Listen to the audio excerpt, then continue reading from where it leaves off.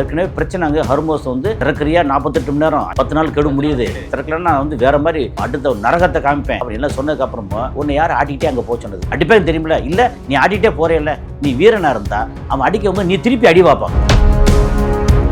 முதல்ல என்ன சொன்னாங்க திறந்தானே இருக்கு உங்களுக்கு அலவுடு இல்லை அவ்வளவுதான் திறக்கணுமா நாங்க சிறக தயார் ஆனால் சாவி இல்லை ஆனா நாங்க வச்சிருக்க சாவி வந்து நட்பு நாடுகளுக்கு மட்டும் திறக்குது உங்களுக்கு திறக்காது. இது என்ன அழகான கிண்டல். இவ்வளோ பெரிய அமெரிக்காவே அடி வாங்கிட்டு சூடுபட்டுட்டு அஜிஜோ பொசுக்குதேன்னு சொல்லி கிளம்பி ஓடுறாங்க. நீ எதுக்கு ஆட்டிட்டு போறாங்க அப்படித்தான் செய்வாங்க. அப்படி அடிச்சா இதை வச்சுட்டு என் கப்பல் அடிச்சிட்டான் அப்படி திரும்ப வந்து நீ சண்டைக்கு போறியா வா உனத்தான் போட்டு கும்மிட்டு இருக்காங்களே. மெரிபா பன்னீர் சோடா ஐ ட்ரஸ்ட் மெரிபா. Saudi Arabia, UAE, Qatar, Oman, Kuwait, Bahrain இந்த 6 நாடுகள் பிளஸ் வந்து ஜோர்டான். இங்க வந்து ஈரானை வந்து தலையெடுக்க விட்டுறக்கூடாது. ஈரான் தலையெடுத்துட்டாங்கன்னா அதுக்கப்புறம் ஈராக் வந்து திரும்ப வந்து அங்கே புரட்சி எல்லாம் வந்து நிற்கும். அந்த புரட்சி வந்து சவுதிக்கு வர எவ்வளோ நேரம் ஆகும்? இதுக்கு வந்து சப்போர்ட் பண்ணுறது வந்து யுஏஇ அண்டு சவுதி அரேபியா முக்கியமாக ஜிசிசி கண்ட்ரி. எதுக்குன்னா உலகத்திலே வந்து அவங்க தான் இன்னும் மன்னராட்சி இருக்குது. மன்னராட்சி வந்து கண்டினியூ ஆகணும் அப்படின்னா ஈரான் வந்து ஜெயிக்கக்கூடாது. கிட்டத்தட்ட வருஷத்துக்கு 7000 கோடி ரூபாய் தமிழ்நாடு மக்கள் மட்டும் இந்தியாவுக்கு அனுப்புறது. அப்போ தமிழ்நாட்டுக்கு வந்து சேருது இல்லை. அப்போ 7000 கோடி ரூபாய் வந்து பெரிய பணம். இவங்க மலையாளி இருக்காங்கல்ல அவங்களால எவ்வளோ வரும்? கிட்டத்தட்ட ஒரு 10,000 கோடி ரூபா. நமக்கு வெளிநாட்டு பணம் வந்து 1 லட்சம் கோடி வர்றதும் நம்ம ஊரில் வந்து 5 லட்சம் கோடி சம்பாதிக்கிறது. குஜராத்காரங்க தான் டைம் சொல்லிட்டு பணத்தை போட்டு பூரா அடிமாட்டு விலைக்கு வாங்கி குவிக்கிறதா சொல்றாங்க. எல்லா இதுவும் நடந்துகிட்டு இருக்கு. ப்ராஜெக்ட்ல இது இல்லை. சவுதி அரேபியா, யுஏஇ பெரிய அளவுக்கு இது அஃபெக்ட் ஆயிருக்கு. நம்ம வந்து நேரடியாகவும் அஃபெக்ட் ஆயிருக்கும். இதில் ரெஃப்ளெக்ட் நேயர்களுக்கு வணக்கம். இன்று நாம் சந்திக்க இருக்கக்கூடிய சிறப்பு விருந்தினர் உலக செய்தி பகுப்பாய்வாளர் திரு கசாலி அவர்கள். சார் வணக்கம். சார் வணக்கம் கோபி. சார், சர்வதேச கடல் வழி பாதையாக இருந்த ஹார்மோஸ் ஜலசந்தியை ஈரான் மூடியதற்கு வந்து திறக்க சொல்லி அமெரிக்க அதிபர் டொனால்டு ட்ரம்ப் ஒரு கெடு விதிச்சிருந்தாரு. அந்த கெடு முடிவுக்கு வர நிலையில நீங்க திறக்கலைன்னா ஈரான் மேலும் நரகமாகும் அப்படின்ற போல மீண்டும் ஒரு எச்சரிக்கை விடுத்திருந்தாரு.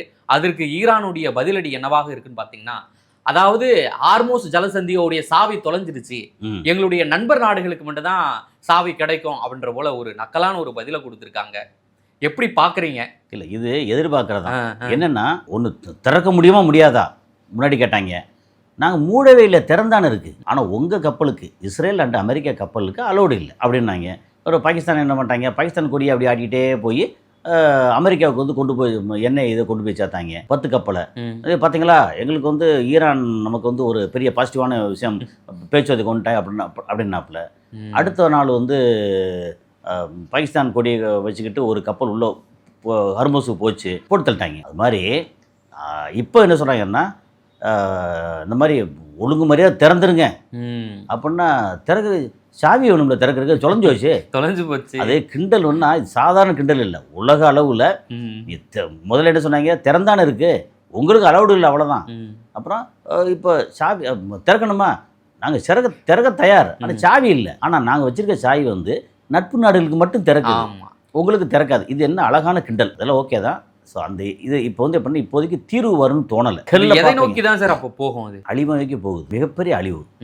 அது என்னன்னா இப்போ இப்படி எடுத்துக்கங்களேன், ஈரான் வந்து பிடிவாதம் முடியாதுன்றான். அப்புறம் இந்த ஹர்மோஸ் இருக்குல்ல அது வந்து சர்வதேச தேச நீர்வழி பாதைன்னு சொல்லி யார் சொன்னது? அது வந்து அந்த இருக்கிறது வந்து யாருக்கு சொந்தம்னா ஒரு போர்ஷன் வந்து ஈரானுக்கு சொந்தம், இன்னொரு போர்ஷன் வந்து ஓமானுக்கு சொந்தம். சர்வதேச பாதைன்னு யார் சொன்னது? நீ ஏன் வீட்டு வழியே வந்து ரோடை போடுவேன், வீட்டுக்கு இடையில வந்து லேசாக சுவரை எடுத்து விட்டு ரோடை போடுவேன், போட்டு வந்து இது வந்து காமன் ரோடு தானே அப்படின்னு சொல்லுவேன். எனக்கு இந்த குறுக்க சுவர் வச்சேன்னா என்னோட சொந்த இதியா அப்படின்னு சொன்னால் அதை எப்படி பண்ண முடியும்? ஒழுங்கு மரியாதை திறந்து விட்றியா இல்லையா? அவர் போட்டு அடியடின்னு அடிப்பேன், இருக்கிற பிள்ளையெல்லாம் போட்டு சாத்துவேன், சும்மா விடுவாங்களா? அது வந்து சர்வதேச பாதை இல்லை. ஆனால் சர்வதேச கப்பல்கள் போகின்ற பாதை உரிமையாளர் வந்து ஈரான். ஏன்னா இந்த பக்கத்துக்கு ஏற்கனவே சொல்லியிருக்கோம், ஓமான் சைடில் வந்து கப்பல் போக முடியல, ஆழம் இதெல்லாம் அந்த ஸ்ட்ராட்டஜிக் பாயிண்ட் இருக்குல்ல, அது வந்து இந்த பக்கம் தான் கரெக்டாக. ஆழம் வந்து ஈரான் சைடில் இருக்குது. ஆழம் மட்டும் இல்லை, இதுலேயும் ஆழம் பெருசாக இருக்குது ஆக்சுவலாக இங்கே ஓமான் சைடில். ஆனால் ஒரு சீராக பெருசாக இருக்கணும்ல. ஒரு இடத்துல நல்ல ஆழமாக இருக்குது, இன்னொரு இடத்துல பார்த்தா கொஞ்சம் உயரமாக இருக்குது. அப்போது நம்ம என்ன நம்ம கணக்கு வாய்த்தல் முன்னாடி சொல்லுவோம், புள்ளி கணக்கு இது உதவாதுன்னு சொல்லுவாங்க. ஏட்டுக்கணக்கு அது மாதிரி ஆவரேஜாக போட்டு இங்கே ஆழம் இவ்வளோ இருக்குது அங்கே கம்மியாக இருக்குது ஆவரேஜ் கப்பல் போயிடும் அப்படின்னு போக முடியாதுல்ல. அதனால் அந்த இடம் வந்து சர்வதேச இடம் இல்லை. ஈரானுக்கு சொந்தமானது இத்தனை வருஷம் விட்டு வச்சுருந்தாங்க. இப்போ வந்து நல்ல ஒரு சான்ஸ் கிடைச்சது, இறுக்கி பிடிச்சிட்டாங்க. இஸ்ரேல் கப்பல் வந்து இப்போ ஹார்மோஸ் ஜலசந்தி கிட்ட ஈரான் தாக்குதல் நடத்தியிருக்காங்க. ஏற்கனவே பார்த்தீங்கன்னா இஸ்ரேல் பேச்சை கேட்டு தான் வந்து அமெரிக்கா ஆடிக்கொண்டிருக்காரு. அமெரிக்கா மக்களுக்கு நாங்கள் வந்து எதிராளிகள் இல்லை அப்படின்ற போல ஈரான் தெரிவிச்சிருந்தது. இப்படிப்பட்ட சூழ்நிலை இஸ்ரேல் கப்பலை வந்து துவம்சம் பண்ணியிருக்காங்க. நடுக்கடல்ல வந்து யாரும் சொன்னது இல்லை. இப்போ தான் சண்டை நடந்துட்டு இருக்குல்ல. ஆமா, நீ வந்து உன்னுடைய ஏர்ஃபோர்ஸை வச்சு அங்கே போட்டு அடின்னு அடிப்ப, ஸ்கூல் பிள்ளைகளை அடிப்ப, இவர் வந்து அயத்தொல்லா அலி கமானியை வந்து போட்டு தள்ளுவேன், இன்னும் ஒரு 48 முக்கியமான பெருந்தலைகளை போட்டு தள்ளுவேன். அதுக்கப்புறம் உன் கப்பல் வந்து அப்படி ஆட்டிக்கிட்டே போவியா நீ? ஏற்கனவே அங்கே வந்து போட்டு அடின்னு அடிச்சு இது வரைக்கும் 5 எண்ணெய் கப்பல்களை வந்து தீக்கிரையாகிருக்காங்க அங்கே ஹர்மோஸில். 5 எண்ணெய் கப்பல்கள். ஏன் இந்தியாவுக்கு வரக்கூடிய தாய்லாந்து கப்பல் அடிக்கல? சும்மா இல்லை, அடிச்சு பயங்கர இதை அடிச்சிருக்காங்க. அப்புறம் கன்னிவெடி வச்சிருக்கேன்னு சொல்கிறாங்க. ஆனால் அது வச்சிருக்காங்கன்னு என்னன்னு தெரியாது. ஏன் அந்த கன்னிவெடிக்கு வந்து இது சைனா கப்பல் விட்டுருவோம், இது வந்து எதிரி நாட்டு கப்பல் அடிப்பான்னு அடிக்க போகுது. கன்னிவெடிக்கு வந்து எல்லாம் ஒன்று தானே. ஆனால் கன்னிவெடி வந்து வச்சிருக்காங்க என்னன்னு தெரியாது. ஆனால் கன்னிவெடி ஒருவேளை வச்சிருந்தா அப்படின்ற பயத்திலே நிறைய கப்பல் போகாது. அந்த மேர்ஸுக்கு எம்எஸ்சின்னு சொல்லி இந்த மாதிரி கப்பலில் இருக்கு இல்லையா? எம்எஸ்சி இஷிகான்னு ஒரு கப்பல் இல்லை, அதான் இது இங்கே அடித்தது. இப்போ எம்எஸ்சிக்கு ஒரு கம்பெனி, அப்புறம் மேர்ஸுக்குன்னு ஒரு கம்பெனி, அப்படி ஒரு 5-6 கம்பெனி தான் உலகத்தில் ரொம்ப பெரிய கம்பெனி. அதே மாதிரி இவங்களோடது இருக்குது, நம்ம சைனா கம்பெனி அப்படின்னு. ஸோ டென்மார்க் கம்பெனி, அப்புறம் ஃப்ரெஞ்சு கம்பெனி, சைனா கம்பெனி, இந்த மாதிரி சில கம்பெனிகள் தான் பெரிய அளவில் ஓடிட்டு இருக்கு. ஓகே, ஸோ இந்த மாதிரி இதில் வந்து ஏற்கனவே பிரச்சனை. அங்கே ஹர்மோஸ் வந்து திறக்கிறியா 48 மணி நேரம், 5 நாள் 10 நாள் கெடு முடியுது. அப்போ 48 மணி நேரம் இதில் திறக்கலன்னா நான் வந்து வேற மாதிரி இந்த அடுத்த நரகத்தை காமிப்பேன் அப்படின்லாம் சொன்னதுக்கு அப்புறமா உன்னை யார் ஆட்டிக்கிட்டே அங்கே போக சொன்னது? அடிப்பேன் தெரியுமில்ல? இல்லை, நீ ஆட்டிகிட்டே போறேல்ல, நீ வீரனாக இருந்தா அவன் அடிக்கும் போது நீ திருப்பி அடி பார்ப்பாங்க. உன் கப்பலை வச்சு திருப்பி அடி. அமெரிக்கா வந்தால் தான் அடிப்பான், அப்போ தான் வீரம் வரும். அமெரிக்காவே அடிபட்டு பெரிய பெரிய 2 கப்பலை வந்து யூஎஸ்எஸ் அப்ரஹாம் லிங்கனையும் ஜெரால்டு ஃபோர்டை வந்து தள்ளி கொண்டு போயிட்டாங்க. ஜெரால்டு ஃபோர்டு வந்து கை கால் உடஞ்சி மூக்கு உடஞ்சி அங்கே போய் தனியாக வந்து இன்னும் ஒரு 14 மாதமோ ஆகுமா அது சரியாகிறது. அப்படி கொண்டு போயிட்டாங்க. அளவு முடிஞ்சு போச்சு. இதுலேயே அடி வாங்கியிருக்காங்க. அது என்ன தெரியல, 1000 கிலோமீட்டர் தள்ளி போய் நிற்குதுன்றாங்க. அது இன்னும் தள்ளி வேற போயிடுச்சுன்றாங்க. ஓகே, போகிற போக்கில் பார்த்து அது அப்படியே வந்து சவுத் சைனாவுக்கு திரும்பி போயிடும்ன்றாங்க. இது வந்து அப்படியே திரும்பி கிளம்பி போய் கிரிக் பக்கத்தில் முதல்ல இருந்துச்சு, அதுக்கப்புறம் கிளம்பி போயிட்டு ஒருவேளை அந்த கரிபியன் இதுக்கே போயிடுச்சுன்னு சொல்கிறாங்க. ஸோ அது தெரியல எப்படி முடிஞ்சு போச்சு. கடல் அரசன் அப்படின்னு சொல்ல முடியாது, அப்புறம் வான் அரசன் அப்படின்னு சொல்ல முடியாது. இந்த மாதிரி அமெரிக்காவே, அவ்வளோ பெரிய அமெரிக்காவே அடி வாங்கிட்டு சூடுபட்டுட்டு அஜிஜோ பொசுக்குதேன்னு சொல்லி கிளம்பி ஓடுறாங்க. நீ எதுக்கு ஆட்டிட்டு போகிறாங்க? அடித்தான் செய்வாங்க. அப்படி அடித்தா இதை வச்சுட்டு என் கப்பல் அடிச்சிட்டான் அப்படி திரும்ப வந்து நீ சண்டைக்கு போறியா? வா, உனத்தான் போட்டு கும்மிட்டு இருக்காங்களே. ஏற்கனவே ஹிஸ்புல்லா ஒரு கப்பலை தாக்கியிருந்தாங்க, செய்திகள் வெளியே. ஒரு 3-4 நாளைக்கு முன்னாடி அந்த சைடில் மெடிட்டரேனியன் சீ இருக்கு இல்லையா, அங்கே கொஞ்சம் தள்ளி அங்கிட்டு போயாச்சுன்னா சைப்ரஸ் இருக்கு. ஸோ மெடிட்டரேனியன் சீயில் அங்கே இருந்த கப்பலை வந்து இவனோட கப்பல், இஸ்ரேலோட கப்பல், ஹைஃபாவுக்கு வர வேண்டிய அந்த கப்பலை வந்து போட்டு தாக்கியிருக்காங்க. தாக்கி அது எரிஞ்சுன்னு சொல்லி சொன்னாங்க.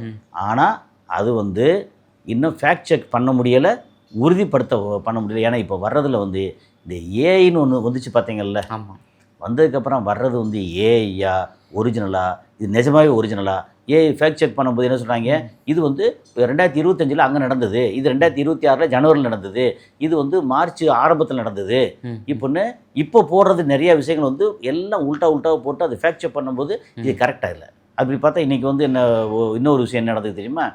நம்ம இது இருக்கு இல்லையா, ஈரானில் அணுகுலை புஷேர் இருக்குல்ல, புஷேருக்கு உள்ள வந்து இவர் வந்து முஸ்தபா கமேனி அவர் கம்பீரமாக நடந்து போகிறாரு. ஆனால் அது ஏஐ, அவங்களே சொல்லிட்டாங்க அது ஏஐ. ஆனால் உள்ளே போய் நான் செக் பண்ணுறேன், கம்பீரமாக நடந்து போகிறாரு அப்படின்னு. ஏன்னா உயிரோடு இருக்காரு, அவர் இருக்காருன்னு மக்கள் மத்தியில் வந்து கொஞ்சம் அப்படியே பூஸ்ட் பண்ணுறதுக்காக. ஸோ இந்த இஸ்ரேலோட கப்பல் வந்து தாக்கப்பட்டிருக்கு. சார், இப்போ வந்து இந்த அமெரிக்கா ஈரான் போருக்கு வந்து ஒரு முக்கிய காரணம் இந்த சவுதி அரேபியா உள்ளிட்ட இந்த அரபு நாடுகளை ஒரு காரணமாக சொல்கிறாங்க. இப்போ அரபு நாடுகளை வந்து இந்த ஈரான் அழிக்கிறதுக்கு என்னென்ன யுக்திகளை கையாண்டிருக்கு, இதனால் இந்தியாவுக்கு என்ன விதமான பாதிப்பு சார்? ஈரானை அடிக்கிறதுக்கு முக்கியமான காரணம் வந்து இஸ்ரேல், அமெரிக்கா. அமெரிக்காவுக்கு என்னென்னா ஏற்கனவே சொல்லியிருக்கோம், சைனாவை வந்து சப்ரஸ் பண்ணணும். வெனிசுலாவும் ஈரானும் பெரிய அளவுக்கு எண்ணெய் கொடுத்துக்கிட்டு இருக்காங்க. வெனிசுலாவை பிடிச்சிட்டோம், ஈரானை பிடிச்சி ஸ்டாப் பண்ணியாச்சுன்னா சைனா வந்து கீழே இறங்கிடும். அப்போ நம்ம உலகம் பூரா நம்ம கட்டுப்பாட்டில் வருது. எக்ஸப்ட் ரஷ்யாவையும் இன்னும் கொஞ்சம் எக்ஸ்ட்ரா போட்டு ப்ரெஷர் போட்டு அமைக்கிடலாம். அப்போ உலகமே வந்து நம்ம கட்டுப்பாட்டில் வந்துன்னு போட்டாங்க. அதுக்கு வந்து தூபம் போட்டது எல்லாம் பண்ணது இவங்க இஸ்ரேல். ஓகே, இஸ்ரேல் வந்து இது அடிச்சிட்டாங்கன்னா இது மொத்தத்துக்கு வந்து சிரியா எல்லாத்தையும் எடுத்து கிரேட்டர் இஸ்ரேல்னு சொல்லி பெரிய இடத்துக்கு பிடிச்சிடலாம் அப்படின்னு இந்த மாதிரி. அப்போது இதுக்கு வந்து சப்போர்ட் பண்ணுறது வந்து யுஏஇ அண்டு சவுதி அரேபியா, முக்கியமாக ஜிசிசி கண்ட்ரி. எதுக்குன்னா உலகத்திலே வந்து அவங்க தான் இன்னும் மன்னராட்சி இருக்குது. மன்னராட்சி வந்து கண்டினியூ ஆகணும் அப்படின்னா ஈரான் வந்து ஜெயிக்கக்கூடாது. ஈரான் ஜெயிக்காமல் இவங்க வந்து அப்படின்னா அமெரிக்காவுக்கு வந்து அடிமையாக இருக்காங்கன்னா ரைட்டு, ஓகே உள்ளேன் ஐயா, ஓகே ஐயா அப்படின்னு பண்ண தயாராக இருக்காங்க. ஆமாம், ஏன்னா இந்த மன்னராட்சி, மன்னருக்கோட சொத்து பார்த்திங்கன்னா இத்தனை லட்சம் கோடி சொத்து. ஓகே, அது சொத்து எப்படி வந்துச்சு? ஒரு மன்னர்னாக்கா உடனே வந்து அப்படியே பெருசாக வந்துருமா? அங்கே நிலத்துலேருந்து வரக்கூடிய அந்த லிக்விட் கோல்டு, இப்போ குரூட் ஆயில் எல்லாத்தையும் எடுத்து, கேஸ் எல்லாத்தையும் எடுத்து அவனே சொத்தை வச்சுக்கிட்டு அதுக்கப்புறம் மக்களுக்கு வந்து என்ன பிச்சை போடாமல் போடுவீங்களா? அப்போ புரட்சி வராதா? அப்போ என்ன ஆகும்? நானே நிறைய பிரச்சனை சந்திச்சிருக்கேன். அங்கே லோக்கல் அரப்ஸ் இருக்காங்கல்ல, நான் சவுதியில இருந்தேன், துபாயில் இருந்தேன், நிறைய நாடுகளுக்கு போயிருக்கேன். அங்கே நிறைய பேர் பிரச்சனை சொல்லுவாங்க வந்து, see what mister Ghazali, what these people are doing is not right. So we really we don't like it. We like India. India, we have all the freedom. If I am very poor, if I work hard and I plan, I can be a big businessman. அப்படின்னு அது சொல்லுவாங்க, please you are my good friend, so I am just sharing my thoughts. Okay, these people, this ruler really very bad. They don't allow. If I become very big, these people they suppress me. நம்ம ஊரில் வந்து அரசியல்வாதி இதெல்லாம் வந்து அந்த பிரச்சனை பண்ணதெல்லாம் இருக்குது. ஆனால் இன்றைக்கி சாதாரண இருக்கிற ஆள் வந்து ரொம்ப பெரிய பணக்காரனாக முடியும். ஓகே, இதே இது ஒரு தலைமுறைக்கு முன்னாடி நம்ம திருநெல்வேலியில் இருந்து வந்த நம்ம சரவணா ஸ்டோர் வச்சுக்கோமே, இன்றைக்கி வந்து ராஜாங்கம் பண்ணுறாங்க. அது எப்படின்னா சாதாரண ஒரு இடத்துல இருந்து ரொம்ப பெரிய ஆள் ஆக முடியும். இது அரபு நாடுகளில் சாத்தியம் இல்லை. ஏன்னா பெரிய ஆள் ஆகணும்னா இவங்க ஆக விட மாட்டாங்க. மன்னராட்சி, இங்கே வந்து மக்களாட்சி அப்படின்னு அதை வந்து எனக்கு நிறைய சொல்லியிருக்காங்க. இப்போது ஈரான் கை ஓங்கிருச்சு வச்சுங்களேன், அப்போ என்ன ஆகும்? நாங்களும் தான் இந்த மண்ணின் மைந்தர்கள், நீங்கள் மட்டும் என்ன அப்படி பண்ணுற, இடத்தையும் பிரித்து கொடு அப்படின்னு வந்துச்சுன்னா பிரச்சனை வந்துடும்ல. அந்த பிரச்சனை வந்துடக்கூடாதுங்கிற முக்கியமான விஷயந்தான் Saudi Arabia, UAE, Qatar, Oman, Kuwait, Bahrain, இந்த 6 நாடுகள் ப்ளஸ் வந்து ஜோர்டான், இவங்க எல்லாம் வந்து என்ன மன்னராட்சி எல்லாமே. இவங்க வந்து ஈரானை வந்து தலையெடுக்க விட்டுறக்கூடாது. ஈரான் தலையெடுத்துட்டாங்கன்னா அதுக்கப்புறம் ஈராக்கு வந்து திரும்ப வந்து அங்கே புரட்சி எல்லாம் வந்து நிற்கும். அந்த புரட்சி வந்து சவுதிக்கு வர எவ்வளோ நேரம் ஆகும்? அப்போ சவுதி வந்து நான் எவ்வளோ வேணாலும் காசு தர்றேன், ஏன்னா இங்கே உள்ள இந்த நாட்டில் உள்ள வர்ற காசு தான் நான் எவ்வளோ வேணாலும் தர்றேன், அவனை வளர விட்றாதீங்கன்னு அப்படின்ற மாதிரி. ஆனால் பிரச்சனை வந்து தலைகீழ மாறி போயிருக்கு. இப்போ என்ன சொல்கிறீங்க உங்கள் கேள்வியில் வந்து சவுதி அரேபியாவுக்கு என்ன லாஸ்? சவுதிக்கு இப்போ வந்து அங்கே எடுத்து விற்கக்கூடிய வியாபாரம் வந்து குறைஞ்சிருக்கு. இடங்கள் அப்படின்னா ரொம்ப பெருசாக அடிவாங்க. யுஏஇ அடிவாங்கலை, சவுதி எந்த கண்ட்ரி அடிவாங்கலை, எக்ஸப்ட் இங்கே குவைத் வந்து நிறைய அடிச்சிருக்காங்க. இப்போ வரைக்கும் நீர்நிலை வரைக்கும் தண்ணீர் இதுக்குள்ள அது வரைக்கும் அடிச்சிருக்காங்க. பஹ்ரைன் வந்து கண்ணாப்படான்னு அடிச்சிருக்காங்க. கத்தார் ஓரளவு அடிச்சிருக்காங்க பெருசாக, அதாவது அங்கே அந்த அமெரிக்காவோட பேஸ் நிறைய அடிச்சிருக்காங்க. மக்கள் வாழ்கிற இடத்துல நம்ம எதுவுமே அடிக்கலை. ஓகே, ஆனால் இங்கே வந்து பஹ்ரைனில் கொஞ்சம் மக்கள் வாழ்கிற இடம்போடு சேர்த்து அப்புறம் குவைத்தில் நிறைய அடிச்சிருக்காங்க. ஓகே, ஸோ இந்த மாதிரி வந்து ஒரு பேர்டு சிச்சுவேஷன். அப்போ அங்கே வந்து கட்டடங்கள் இடிபடலை, இது படலை சவுதி அரேபியாவில். இப்போ சவுதி அரேபியாவுக்கும் இந்தியாவுக்குமான கணக்கு வச்சுக்கோங்க. இதில் பிரச்சனைனா நமக்கு ஹர்மோஸ் வழியே வரலை. நமக்கு சவுதியில் வந்து க்ரூட் ஆயில் வாங்குகிறோம், யுஏஇயில் வாங்குகிறோம், ஈராக்கில் வாங்குகிறோம், ஓகே, கத்தாரில் வந்து கேஸ் வாங்குகிறோம், நேச்சுரல் கேஸ். ஸோ இது எல்லாமே இப்போதைக்கு பிரச்சனை இருக்குது. ஏன்னா இங்கே வந்து ப்ரொடக்ஷனே கம்மியாக இருக்கேன். அப்போ இதை வந்து காம்பன்சேட் பண்ணுறதுக்கு ஈரான்லேருந்து இப்போ நேரடியாக வாங்குகிறோம். 7 வருஷம் முன்னாடி ஸ்டாப் பண்ணிட்டோம்ல, வாங்கலையில, ஈரான்லேருந்து இப்போ நேரடியாக வாங்க ஆரம்பிச்சிருக்கோம். ஒரு நல்ல பாசிட்டிவ் பாயிண்ட்டு. அதுக்கப்புறம் நமக்கு வந்து இந்த கேஸ் இருக்கு இல்லையா, நேச்சுரல் கேஸ், அது ரஷ்யா வந்து நமக்கு எக்ஸ்ட்ரா தர்றாங்க. அப்போ நமக்கு இப்போ வந்து பெரிய அளவுக்கு எமர்ஜென்சியில் இந்தியாவுக்கு வராது. அது ஒரு பக்கம். இன்னொன்று ஸ்ட்ரெயிட்டாகவே இங்கே இதிலேருந்து நம்ம சவுதியில் எவ்வளோ இந்தியன் இருப்பாங்க அப்படி எடுத்தோம்னா ஒரு 25-30 லட்சம் பேர் வந்து அங்கே இருக்கிறதா ஒரு கணக்கு வருது, ஒரு புள்ளியோட கணக்கு. அப்புறம் அதில் தமிழ் மக்கள் எவ்வளோ இருப்பாங்க அப்படின்னு எடுத்தாச்சுன்னா ஒரு 5 லட்சம் பேர் பக்கம் இருக்காங்க. அதில் தமிழ் மக்கள் 5 லட்சம் பேர் வந்து பெரிய ஆஃபீஸராக இருப்பாங்க, ஆஃபீஸராக கொஞ்சம் பேர் இருப்பாங்க. மற்றபடி டிரைவரு, வீட்டு வேலை, இது ரோட்டு வேலை, கட்டட வேலை, இந்த வேலை அப்படின்னு சொல்லிட்டு இந்த மாதிரி வந்து ப்ளூ கலர் ஜாப்னு சொல்லுவாங்க. ஓகே, இந்த மாதிரி ப்ளூ கலரில் ஃபுல்லாக வந்து கவரோல்னு ஒன்று போட்டுக்கிட்டு ஹெல்மெட்டை மாட்டிட்டு வேலை பார்க்குற ஆட்கள் நிறையா. அவங்க ஆவரேஜாக சம்பளம் வந்து உதாரணத்துக்கு அவங்க வந்து ஒரு 1000 திராம்ஸ் வாங்குறாங்க, இல்லை 800 திராம்ஸ் வாங்குறாங்கன்னு வச்சுங்களேன். ரியால், சவுதி ரியால், திராம்ஸு ரியால் எல்லாம் கிட்டத்தட்ட ஒரே அளவு தான் வேல்யூ. வாங்குறாங்க அப்படின்னா ஒரு 200 ரியாலை வந்து செலவு பண்ணிவிட்டு மிச்சம் வந்து ஒரு கிட்டத்தட்ட ஒரு 700 ரியால் அப்படின்னு வச்சா கிட்டத்தட்ட டபுள் ஆயிடுச்சு. 600 ரியால் எடுத்தாலே கிட்டத்தட்ட 15,000 ரூபா அப்படி எடுத்தாச்சுன்னா கிட்டத்தட்ட வருஷத்துக்கு 7,000 கோடி ரூபா தமிழ்நாடு மக்கள் மட்டும் இந்தியாவுக்கு அனுப்புறது. அப்போ தமிழ்நாட்டுக்கு வந்து சேருதுல்ல இது. அப்போது 7,000 கோடி ரூபா வந்து பெரிய பணம். அப்புறம் மலையாளி வந்து இதை நம்மளை விட ஒரு 1.5 லட்சம் பேர் எக்ஸ்ட்ரா இருக்காங்க. ஆமாம், இதே இது நீங்கள் யூஏயில் போனீங்கன்னா தமிழ் மக்களை விட டபுள் மடங்கு வந்து 2 மடங்கு வந்து மலையாளி இருக்காங்க. ஸோ இப்படி இங்கேருந்து வரப்போ நமக்கு வந்து தமிழ் மக்கள் மட்டும் வந்து ஒரு 7,000 கோடி ரூபா வருஷத்துக்கு வருதுன்னா இவங்க மலையாளி இருக்காங்கல்ல அவங்களால எவ்வளோ வரும்? கிட்டத்தட்ட ஒரு 10,000 கோடி வரும். ஆமாம். அப்போ அந்த இங்கேருந்து வெறும் சவுதியிலேருந்து இருக்கிற 10,000 கோடி. ஏன்னா சவுதியில் வந்து நம்ம இந்தியர்கள் கொஞ்சம் குறைவுங்கிற காரணம் என்னென்னா சவுதிக்காரங்களுக்கு எகிப்து ரொம்ப பிடிக்கும். பாலஸ்தீன், சிரியன், ஜோர்டான், லெபனான் இவங்களில் வந்து வேலைக்காரங்க முதல் எல்லாம் நிறையா இருப்பாங்க. ப்ளஸ் வந்து ஃபிலிப்பினோஸ் நிறையா இருப்பாங்க. ஓகே, ஸோ இந்த மாதிரி வந்து ஆனால் இது துபாய் எடுத்துக்கிட்டேன்னா முழுக்க வந்து இந்தியனோட ஆக்கிரமிப்பு ரொம்ப ஜாஸ்தி இருக்கும். ஓகே, ஏன்னா இங்கேருந்து பணமும் நிறையா போகும், ஆட்கள் நிறையா போவாங்க. துபாய் வளர்ச்சியில் இந்தியாவோட பங்கு, அதுவும் சவுத் இந்தியாவோட பங்கு ரொம்ப அபரிமிதமானது. அதனால் இந்தியா வந்து அவங்க ரெகனைஸ் பண்ணுறாங்க. இப்போ இங்கே எடுத்துட்டோம்னா இங்கே வந்து கிட்டத்தட்ட ஒரு 7,000 கோடி ரூபா 8,000 கோடி ரூபா தமிழ் மக்கள்லேருந்து வருது. அவங்ககிட்ட ஒரு 10,000 கோடி ரூபா வருது. அப்புறம் ரெஸ்ட் ஆஃப் த ஸ்டேட் இருக்காங்கல்ல அவங்கெல்லாம் சேர்த்திங்கன்னா ஓவராலாக ஒரு 40,000 கோடி ரூபா 50,000 கோடி ரூபா வந்து சவுதியிலேருந்து மட்டும் வந்து ரெமிட்டன்ஸ் வருது. இப்போ நார்மலாக இந்த பணம் இங்கே சம்பாதிக்க முடியாதுன்னா முடியும். ஆனால் வெளிநாட்டிலேருந்து வர்ற பணம் நமக்கு என்ன பெரிய அட்வான்டேஜ்னா இந்த பணம் இருக்கு இல்லையா இது டாலரில் வரும். ரியாலில் வருது, இங்கே வருது என்ன டாலரில். வெளிநாட்டு பணம் இருக்கு இல்லையா அது வந்து நம்ம இங்கே க்ரூட் ஆயில் வாங்குறதுக்கு பெரிய அளவுக்கு யூஸ் ஆகுது. அப்புறம் வெளியிலேருந்து வேறு என்னென்ன மினரல்ஸ் வாங்கணும் என்ன வாங்கணும் அதுக்கெல்லாம் நமக்கு யூஸ் ஆகுது. ஸோ வெளிநாட்டு பணம் எப்போவுமே நமக்கு பலன் அதிகம் அப்படிங்கிறது. ஸோ அந்த பணம் வந்து இப்போ நிறைய பேர் அங்கே வேலை இல்லாமல் சவுதியிலேயும் வேலை குறைஞ்சிருக்கு. துபாயில் நிறைய வேலை குறைஞ்சிருக்கு. துபாயில் வந்து கட்டிடம் மட்டும் இல்லாமல் ஹோட்டல்ஸில் வேலை பார்க்குறாங்க, ரெஸ்டாரண்ட்டில் வேலை பார்க்குறாங்க. இது சொல்லி எக்கச்சக்கமான வேலை.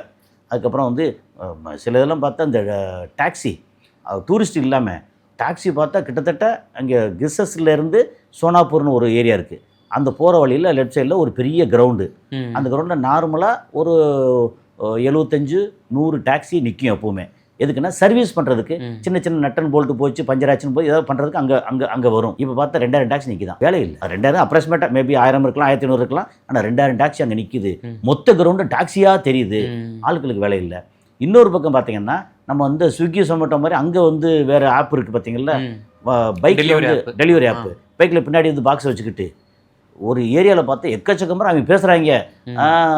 No job, no work, no tourist, no work. ஏன்னா அரப்ஸு இது யார் ஆர்டர் பண்ணுவா? நம்ம லேபர் ஆர்டர் பண்ண மாட்டாங்க. ஏன்னா அவங்களுக்கு சம்பளம் கம்மி. லோக்கல் அரப்ஸு, அப்புறம் பெரிய பணக்காரங்க, அப்புறம் வந்து யூரோப்பியன்ஸு இவங்கெல்லாம் ஆர்டர் பண்ணுவாங்க. இவங்கெல்லாம் போய் சப்ளை பண்ணணும்ல. அப்போது இவங்க எல்லாம் யூரோப்பியன்ஸ் எல்லாம் நாட்டை விட்டு போயிட்டாங்க. அரப்ஸ் எல்லாம் வந்து வெளிநாட்டுக்கு நிறையா போயிட்டாங்க. இன்னும் கொஞ்சம் பேர் வந்து டெசர்ட்டில் போய் உட்காந்துருக்காங்கன்னு சொல்கிறாங்க. அப்போ யாருக்கு போய் கொடுக்குறது? நீங்கள் சோனாப்பூரில் லேபர் போனீங்கன்னா ஒன்றை மாதிரி நானும் லேபரியா அப்படின்னு வந்துடும். இது இல்லை. அது போக ஹோட்டலில் வந்து டூரிஸ்ட் வருவாங்கல்ல அவங்க வந்து ஆர்டர் பண்ணுவாங்க. டூரிசமே இல்லை. எப்படின்னா ஜனவரியில் வந்து ஒரு துபாய்க்கு மட்டும் ஒரு 20 லட்சத்துக்கு மேற்பட்டவர்கள் ஜனவரியில் மட்டும் வந்திருக்காங்க. பிப்ரவரியில் வந்து ஒரு 26-27 லட்சம் பேர் வந்திருக்காங்க. மார்ச்சில் ஆளே இல்லை. அப்போ அந்த ஆளே இல்லாததுக்கு வந்து டாக்ஸி எப்படி ஓடும், இந்த மாதிரி டெலிவரி இது எப்படி போகும் அப்படின்னு எக்கச்சக்கமாக வேலை இழப்பாங்க. சவுதியில் வந்து இது வேறு மாதிரி வேலை இழப்பு. இப்படி வேலை இழப்பு அங்கேருந்து வருமானம் வந்து இப்போ இந்தியா அரசில் நமக்கு இங்கே டேட்டா கிடைச்சதுன்னா ஓகே, இந்த ரெமிட்டன்ஸு 2025 ஜனவரி எவ்வளோ நமக்கு ரெமிட்டன்ஸ் வந்துச்சு இங்கே ஆர்பிஐ மூலமாக நம்ம நாட்டுக்கு வந்துச்சு. 2026 ஜனவரி எவ்வளோ வந்துச்சு, பிப்ரவரி மார்ச்னு ஒவ்வொரு 12 மாதம் இருக்கு இல்லையா. 2025 மொத்தத்துக்கு ஃபர்ஸ்ட் குவார்ட்டர் ஜனவரி பிப்ரவரி மார்ச் அதில் எவ்வளோ வந்து இந்தியாவுக்கு வந்துச்சு. இப்போ வந்து ஃபர்ஸ்ட் குவார்ட்டர் ஜனவரி பிப்ரவரி மார்ச்சில் ஒன்றும் இல்லை, பெருசாக வந்திருக்காது. அப்போ இதில் எவ்வளோ வந்துச்சு இந்தியாவுக்கு வரக்கூடிய வருமானம். ஆமாம், இந்த வருமானம் ரொம்ப முக்கியங்க. இழப்பு தான் மிகப்பெரிய இழப்பு. அதாவது இழப்புனா மிகப்பெரிய இழப்பு. நமக்கு வெளிநாட்டு பணம் வந்து 1 லட்சம் கோடி வர்றதும் நம்ம ஊரில் வந்து 5 லட்சம் கோடி சம்பாதிக்கிறதும் ஒன்று. அந்த மாதிரி ஒரு கணக்கு. ஏன் இவ்வளோ விளக்கமாக சொல்கிறேன் அப்படின்னா நம்ம மக்கள் அங்கேருந்து சம்பாதிக்கிற மக்கள் வேலை இல்லாமல் சம்பளம் இல்லாமல்னா இப்போ ஊரில் என்னத்தை வச்சு சாப்பிடுவாங்க. நம்ம மக்கள் எப்படி என்ன செய்வாங்கன்னா இன்றைக்கி வந்து 10,000 ரூபா சம்பாதிக்கிறோம், 10,000க்குள்ளே கஷ்டப்பட்டு அடைக்கிறோம். 1 லட்ச ரூபா சம்பளம் வருது அப்படின்னா 1,10,000 செலவு பண்ணி 10,000 கடனில் நிற்போம். ஆமாம், இது நம்ம மென்டாலிட்டி. இப்போ வெளிநாட்டுக்கு போயிருக்காங்கல்ல அங்கே, ஏன்னா நானும் வெளிநாட்டு இருந்தேன் தான். அப்போ அங்கேருந்து பணம் அனுப்புகிறாங்கன்னா ரொம்ப ஜாலியாக செலவு பண்ணிவிட்டு, நமக்கு அங்கே நிரந்தரம் தானே அப்படின்ற மாதிரி ஜாலியாக செலவு பண்ணிவிட்டு இங்கே வந்து சேமிப்புங்கிறது பொதுவாகவே குறைஞ்சிருக்கு. அது ஐடி கம்பெனியில் வேலை பார்க்குறா இருக்கட்டும், வெளிநாட்டிலேருந்து வரக்கூடிய பணமாக இருக்கட்டும், அதுக்கப்புறம் நிறைய பிஸ்னஸ் பண்ணுற ஆட்கள், இங்கே சாதாரண வேலை பார்க்குற ஆட்கள், வீக்கெண்ட் ஆச்சா நம்ம வந்து ஜாலியாக வெளியே சுற்றணும், அப்புறம் வந்து அந்தந்த வயசுக்கு பாய் ஃப்ரெண்டு கேர்ள் ஃப்ரெண்டு அங்கே போகணும், சினிமா போகணும், இது போகணும் அப்படின்னு நம்ம எவ்வளோ வருமானம் வருதோ அது பூரா செலவு பண்ணுற இடத்துல இருக்கோம். ஏன்னா கிரெடிட் கார்டு, டெபிட் கார்டு இதெல்லாம் வச்சு செலவுக்கு எல்லாம் நம்ம வந்து வசதி பண்ணிட்டோம். அப்படிங்கும்போது வெளிநாட்டிலேருந்து திரும்பி இங்கே வந்தாங்கன்னா இங்கே வந்து சோறு கிடையாது, என்னத்தை விற்கிறது, சரி இங்கே விற்கிறோம் அப்படின்னா வாங்குறதுக்கு அடிமாட்டு விலைக்கு வாங்குவாங்க. இப்போ துபாயில் பார்த்தா ரியல் எஸ்டேட் பயங்கர மோசமாக இருக்குன்றாங்க. எல்லாம் வந்து 2 கோடி ரூபா ஒர்த்து உள்ள ஒரு யூனிட்டு ப்ராப்பர்ட்டினா அவன் வந்து 50 லட்சத்துக்கு விற்கிறான்றாங்க. இது எல்லாத்தையும் குஜராத்காரங்க தான் டைம் சொல்லிட்டு பணத்தை போட்டு பூரா அடிமாட்டு விலைக்கு வாங்கி குவிக்கிறதா சொல்கிறாங்க. ஓகே ஓகே, எல்லா இதுவும் நடந்துகிட்டு இருக்கு. ப்ராஜெக்ட்ல இது இல்லை. சவுதி அரேபியா, UAE எடுத்துக்கிட்டோன்னா பெரிய அளவுக்கு இது அஃபெக்ட் ஆகிருக்கு. நம்ம வந்து நேரடியாகவும் அஃபெக்ட் ஆகிருக்கும் இதில். ஆமாம். ஸோ இது வந்து சீக்கிரம் முடியணும். ஆனால் நாளைக்கு தான் தெரியும் நம்ம பெருசு வந்து அங்கே மண்டையை போட்டாரா அல்லது உயிரோடு இருக்காரா அல்லது என்ன நடக்குது. அப்புறம் வந்து திரும்ப நரகத்தை அங்கே ஈரானுக்கு நரகத்தை காமிச்சா நமக்கும் நரகத்தோட ஒரு ஓரத்தை காமிப்பாங்க. நம்ம இங்கே உட்காந்துருக்கோம், நம்ம சம்மந்தமே இல்லாமல் உட்காந்துருக்கோம். ஏன்னா மொத்த மிடில் ஈஸ்டையும் அடிச்சு முடிச்சிட்டாங்கன்னா நமக்கு வந்து ஒன்றும் கிடையாது. ஓகே, ஸோ இந்த மாதிரி நடக்குது. என்ன நடக்க போகுதுன்னு தெரில. ஆனால் எது பாசிட்டிவாக பிரச்சனை இல்லாமல் நடக்கணும்னு நினைக்கிறேன் நான். இப்போ நம்ம இந்த வீடியோ வந்து பார்க்கும்போது வெளியே வரும்போது ஏதாவது ஒரு பாசிட்டிவாக ஒரு அடுத்த ஒரு 45 நாள் பேச்சுவார்த்தை, இதுக்கு ஒத்துக்கிட்டாங்க, ஈரான் ஒத்துக்கிட்டாங்க, அமெரிக்கா ஒத்துக்கிட்டாங்க அப்படின்னு நல்ல செய்தி வரும்னு எதிர்பார்த்து முடிக்கிறோம். ஓகே, மிக்க நன்றி சார். நேரில் வந்து பல்வேறு தகவலை எங்களுடன் பகிர்ந்தமைக்கு நன்றி. மெரிபா பன்னீர் சோடா, ஐ ட்ரஸ்ட் மெரிபா.